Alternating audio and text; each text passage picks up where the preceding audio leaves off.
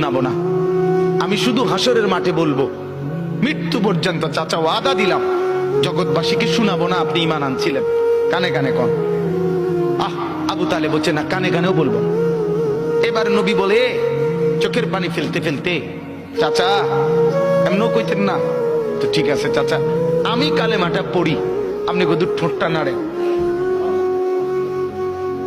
আপনি শুধু ঠোঁটটা নাড়বেন, আমি হাসরের দিন বলবো মাওলা আমার চাচা কালেমা পড়ছিল এজন্য ঠোঁট নাড়ছে, একটু সুযোগ দেন। চাচা বলছে না না না, আমি ঠোঁটও নাড়বো না।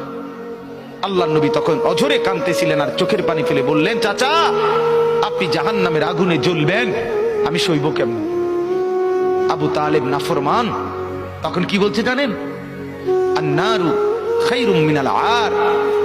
মুহাম্মদ, মানুষের কাছে লজ্জা পাওয়ার চাইতে